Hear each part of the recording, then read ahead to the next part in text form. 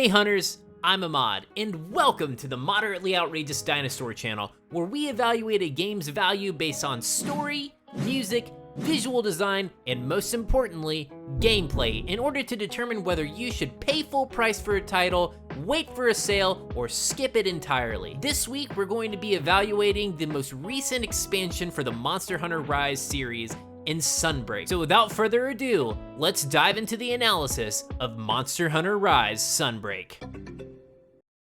If you have watched literally any of my other review content, then you know that I am consistent in standing for a game with good gameplay. Guess what?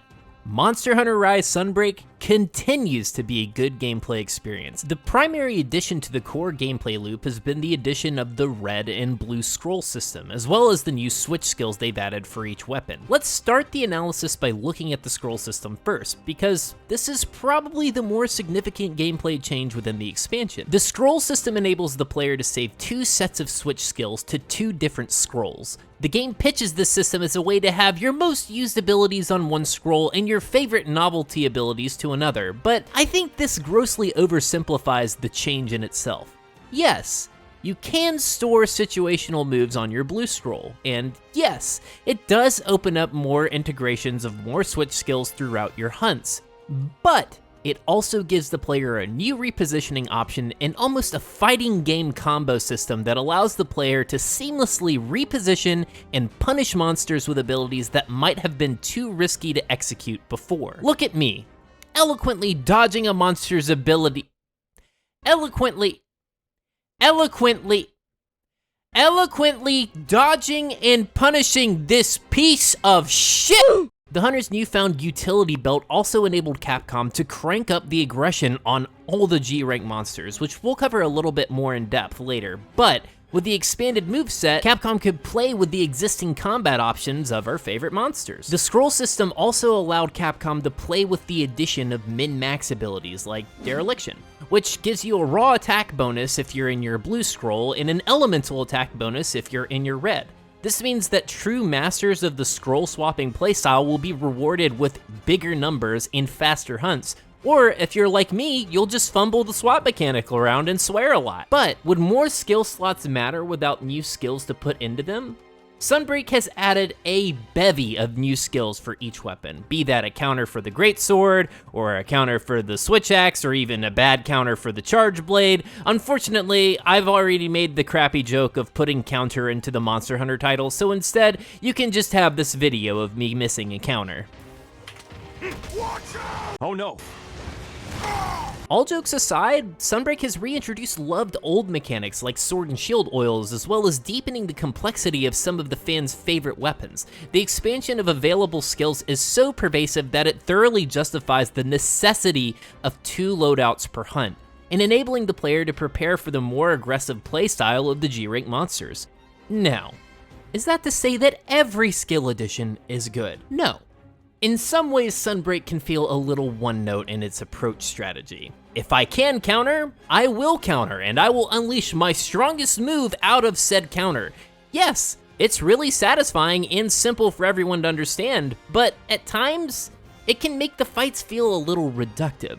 This may just be my personal experience because I tend to play weapons like the gun lance, the lance, charge blade, and the greatsword, which all have counters, but I never felt pressed to adapt to something that just dominated the counter moveset.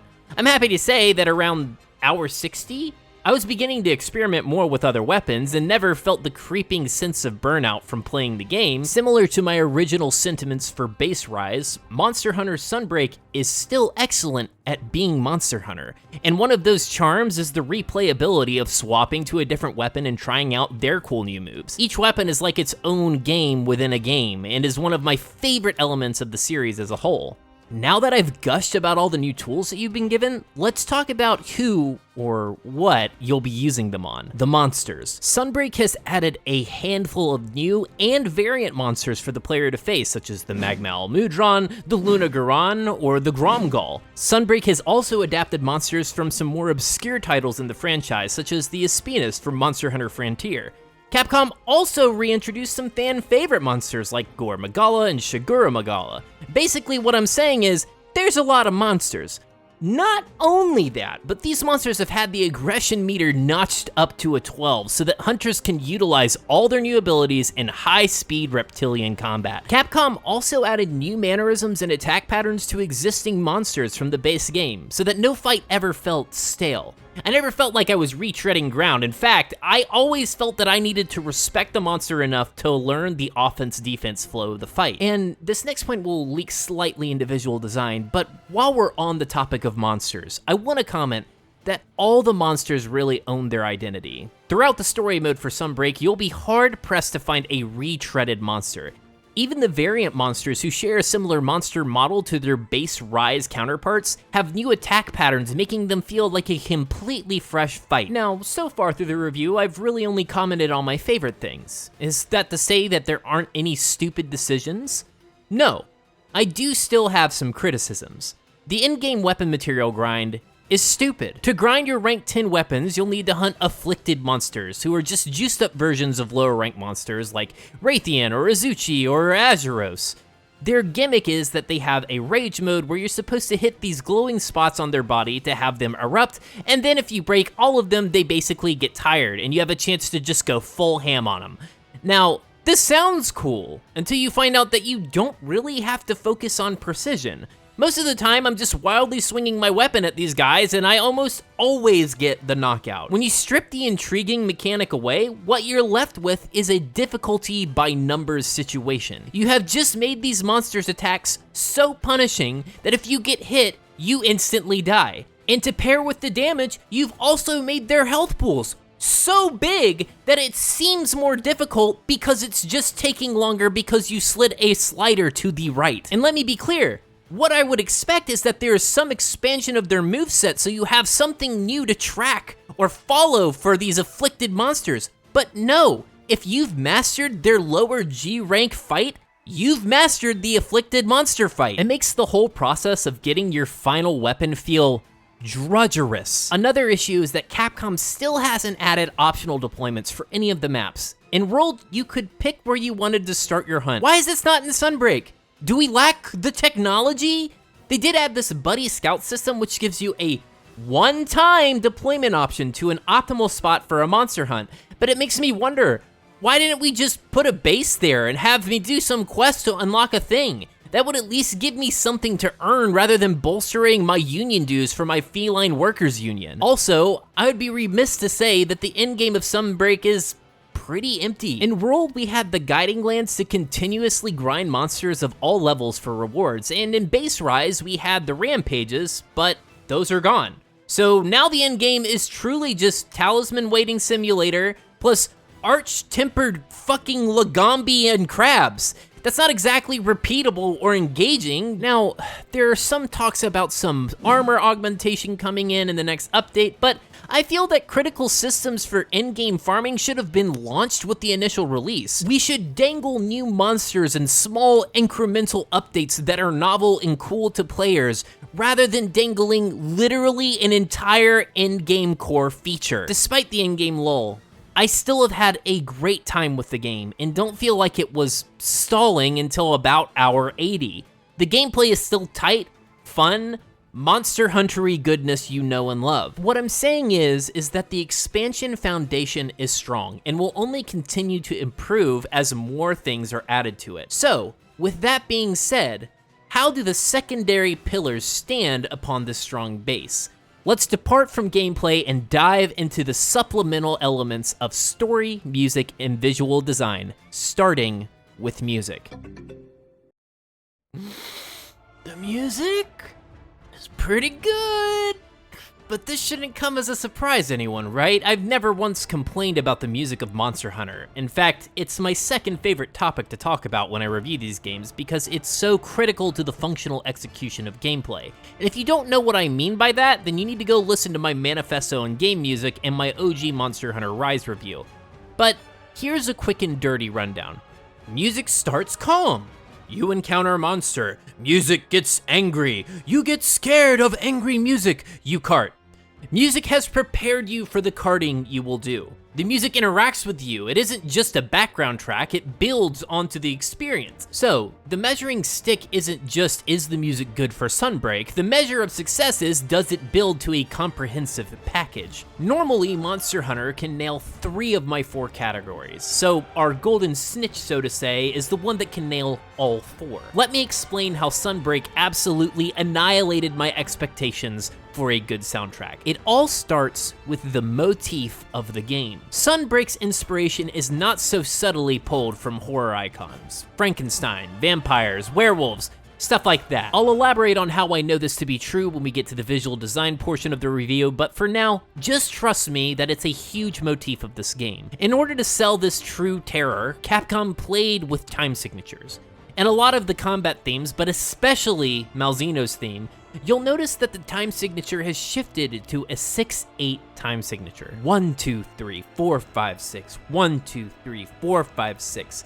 It's a consistent tempo, and it almost feels like a heartbeat, with each beat building a layer of instrumentation within the orchestra. This adds tension, because it makes you feel like you're constantly climbing a mountain with no end in sight. Your ears and brain are seeking a climax to let you know that the intensity of the experience is over.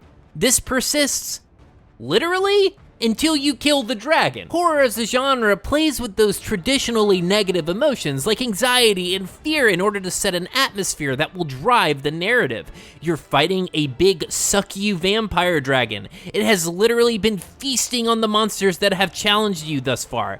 It's pretty intense.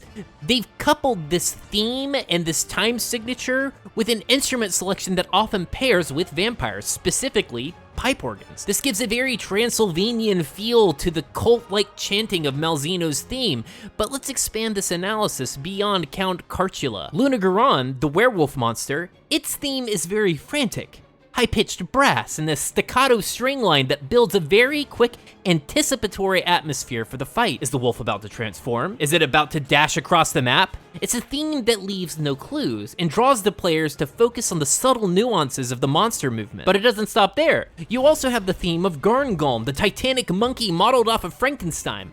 His theme is not so quick. It's menacing. It's titanic with a bright brass choir, paired with a harpsichord and a string choir, keeping a consistent locomotive rhythm, giving credit to the might of this big monkey. Each of these themes pays credit to their source inspirations of classic horror while also establishing the atmosphere of the might of each of these foes. It draws the player inward to focus deeply on the fight, while also setting trace amounts of anxiety as the hunt progresses. Capcom has tied the theme into the lifeblood of the expansion through instrumentation and percussive consistency of each song, but perhaps one of the best demonstrations of understanding of how sound impacts the atmosphere of the world is in a story mission that plays with the absence of sound. I'm going to go into depth on this in the story segment because it's how the sound design and narrative play together to paint the devastating power of the big bad plaguing the world. However, the summary notes is that once again, Capcom has succeeded in producing a quality soundtrack that ties their theme together and establishes an atmosphere for player curiosity and expectations to grow. And I've already begun to allude to this, but we will further see this integration in the fabric of the expansion in our evaluation of visual design. So, let's continue to dive into the thematic inspirations of this game.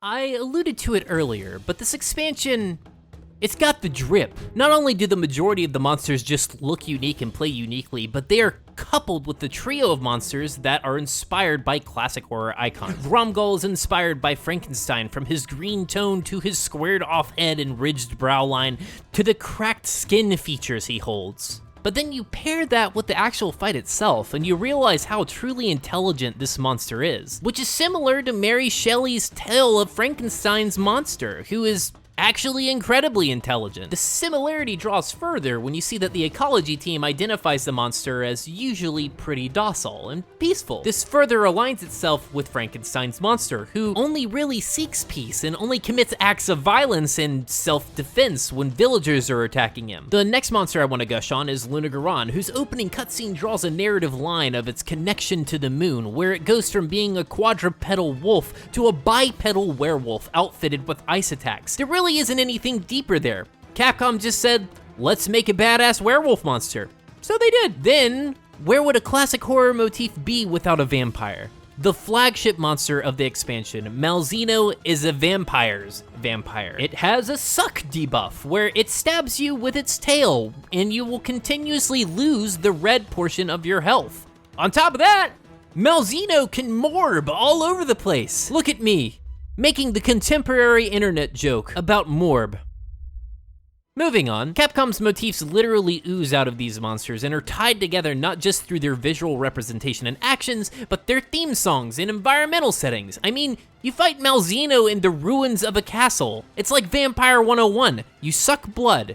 You live in a ruined castle. You will die in the ruined castle. But let's extend beyond the terrifying three and look at the additional monsters added. The Espinas is a monster a lot of Western hunters haven't faced before since it was introduced in Monster Hunter Frontier. This spiny lizard looks different than your traditional winged wyvern, almost representing the thorns of a flower and the way that the tips are shaded red. It's really elegant and beautiful. And I also have to comment, it's really hilarious when you start the fight and the monster's asleep and you literally can't wake it up. It actually will get annoyed that you're bothering you and shrug you away, which is a really nice touch that they've added to give character to this monster. Then, who could forget Gore Magala, who was literally dripping with artistic expression. Its story is explicitly told through its visual progression throughout stages. As the prepubescent form of Shigura Magala, his attack patterns are oftentimes simple but devastating, only showing flashes of its true potential when it enrages and manifests its horns. This immediately alerts the player to know that there is more to this broody drake than meets the eye. But let's move past the monster visual aesthetic itself and look at the surrounding environment. We've slid back to a colonial European maritime base of Elgato. The base still captures the same sanctuary feeling, but personally I preferred the quaintness of Kimura. Functionally, Elgato is superior because the hub location, Buddy Plaza, and Canteen are all self-contained to one spot rather than having segmented areas for the hub quest location and the village quest location. But from a pure aesthetic choice, I quite like the vegetal state of Kimura and the eased pace rather than this fast-paced industrial energy that Elgato's got going on. It's not bad, it just feels slightly too frantic for the relaxed state you should be in when you're in your hub. But moving past the state of the village, Sunbreak has also continued the enhancement on monster weapon and armor designs. Each monster has received a G-rank armor set that has been enhanced in some way to stand out from its high-rank variant. This makes the true endgame of Drip Hunter just as strong as ever, and gives a solid visual progression as you ascend the master rank ladder. This is currently what I got from my drip on my hunter. What do you think? Let me know down in the comments below and share your hunter's current drip over on our Discord. My summary statement for visual design would be that while there has been a notable step back in the realism from World, Sunbreak has an undeniable sense of self and is still a great visual experience that enhances the moment-to-moment quality of the game while also tying into the motif of the expansion. It's really good. With that being said, we're now arriving at the final segment of the review. So let's go and dive into the story. My expectations coming into Sunbreak were unbearably low. In fact, this is where I expect the largest shortcoming of the game to reside. And guys, Monster Hunter Rise Sunbreak has a consistent narrative. Not only is it consistent, it rivals the narrative quality of Iceborne or World by establishing a set of memorable characters and stakes. The game begins by showing monsters from other regions invasively migrating to the lands of Kimura. It is there that you are introduced to the best girl of the expansion, Forain. Forain is a badass for reasons in the story that shouldn't be spoiled. It is here that the narrative plotline is dropped and that things are getting a little weird where Forain lives. Monsters are becoming crazy and acting outside their normal behaviors, almost like they're being possessed. You mean like they're being possessed or controlled by a vampire or something? The story is the same as the other games, but the packaging is that of a mystery. You're part of the Scooby-Doo crew trying to figure out why monsters are being mean, and just like Scooby-Doo, everything is a little eerie and spooky. I had mentioned in the music section that one of the best settings of atmosphere is during the main story quest, where Capcom plays with the idea of a lack of music at the start of the quest. When you open the level and leave camp, you see all the small monsters are lying lifeless on the floor. The only thing that you can really hear are your own footsteps as you trudge your way towards the target, until you're met with a horrifying sight. There's a dead Zinogre before you. At this point, I audibly uttered, "Oh shit." And let me frame up, oh shit. Zinogre is my kryptonite. I cannot fight this monster, and G rank makes it infinitely more difficult. Every time I beat this stupid lightning dog, it's like I won the presidential election, and something destroyed that wall and left its lifeless corpse on the floor waiting for me. Just the empty void of sound and an invitation to come meet a destroyer. Hoo-ah, clapped! The narrative throughline is told through engaging cutscenes and is intriguing enough to keep you going while still keeping the locomotive rhythm of hunting and crafting exciting.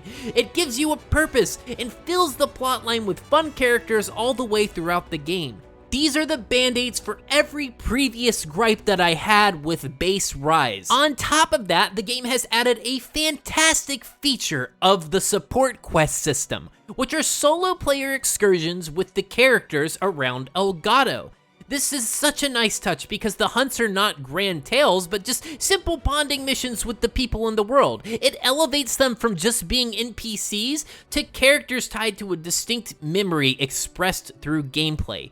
On top of that, you also receive armor set blueprints as a reward for doing these quests. These sets look unique and cool, and they're often really well slotted as you're progressing your way through the game. This means that they're worth doing as you're going through the story because they're going to help elevate your character enough to complete the game more efficiently. It's like Capcom watched my video and heard me say, "We don't need a lot in a Monster Hunter story. We just need more than do it because I said so." I love every single narrative decision that they have made for this game. There's a purpose now, and it's made the entire game that much more enjoyable, and thus bringing me the fabled game that hit all 4 of my pillars. Thank you, Capcom, for continuing to produce quality games that have the players in mind first. So that's that. Capcom knocked all 4 elements out of the park, and holistically, Sunbreak is an absolute treat to play through. My only real gripe is that the endgame is not complete, and the afflicted monsters are just difficult because the number slider was slid all the way to the right rather than adding difficulty through new moves and patterns. But your average player won't have hit that complaint until they've played about 55 to 65 hours of fantastic, wonderful, marvelous, and other positive words game, which makes giving my Ahmad full price seal of approval a no-brainer. But what do you think? Do you agree or disagree? Leave your opinions in the comments below, and if this helped you make a purchasing decision, then consider dropping a like and subscribe. It'll help the video out with the algorithm. Thanks, guys, and I'll see you in the next one. Kick it! Yes! Yes!